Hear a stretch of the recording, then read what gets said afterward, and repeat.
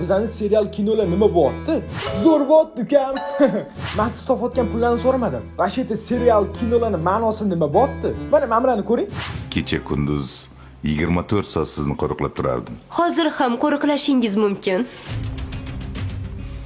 Jonim. Tamom qilasiz-ku. Qo'qoto'g'lam endi o'zim o'g'limni ayoliga xushomat qilamanmi? Nima qildi? Qo'shaychi, baraka topgur. Men sizni yaxshi ko'raman. Iltimos menga chiroyli javob qaytaring dadajon. O'sha gap o'ylab gapiring. Men sizga yasholmayman dadajon. Ha. Yana ko'ngillari nima tusaydi? Sendan boshqa hech narsani. Boring-ye. To'xta. Endi sizga savol.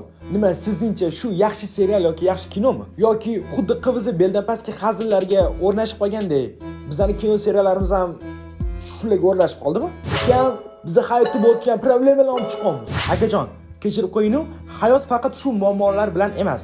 Bu shunchaki 100% deb oladigan bo'lsa, 2 yoki 3% bo'lishi mumkin. Lekin hayotda masalan oyliklar kam, lekin narx-navo baland. Mana hayotda hamma problema bo'ladi, lekin hammasini ham olib chiqib bo'lmaydi. Biz u sahnalarning hammasini qoralab ko'rsatyapmiz. O, bilag'on, qoralabmi, oqlabmi, sen buni ko'rsatasan. Masalan, seni sining ko'rib qolsa, qanaqa emotsiya bildirardi? Shu haqida ham o'ylab ko'rgin. Buni siz shunchaki kimgadir qoralab ko'rsatmoqchi bo'lsangiz ham, muhimi siz uni ko'rsatyapsiz. Masalan, men shaxsan o'zim singlim shu videolarni ko'rib qolishdan juda ham qattiq qo'rqaman. Chunki bu nima bu? Xo'jayini bilan ishchisini xotini, akasi bilan singlisi, itagdali bu nima bu?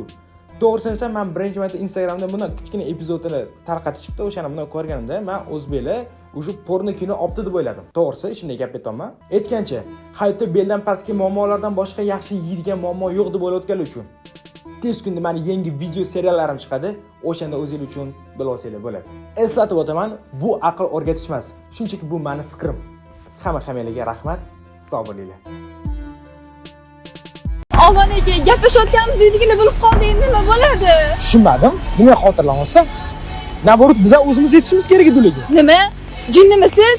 Agar adam bilsangiz, sizni ham meni ham sog' qo'ymaydilar. Voy, nimaga? O'zi. Nima mana sir yashirayapsanmi? Adam yoshligimda xo'jayinlarning o'g'liga beraman deb va'da berib qo'yganlar. Jinniromsiz? Nima?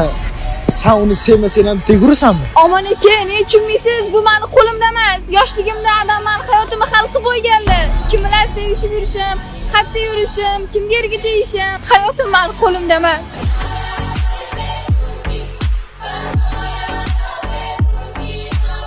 Ertaga ish qidiraman. Yaxshi ishga joylashib, ertadan hayotimni o'zgartiraman. O'zi chiqatda ishlamasang, kechasi bilan qizli bilan yursang, ichsang, yana hayotdanmi kutyapsan? Yoningdagilardan o'rnak olishni o'rgan undan. Otam boy. Otam pulini mazza qilib ishlab yuradigan bolalardan. Bitta qiz bilan problem bo'lib qoldi. U meni sudga bergan. Срочно любой uylanmasam, qamalga ketishim mumkin.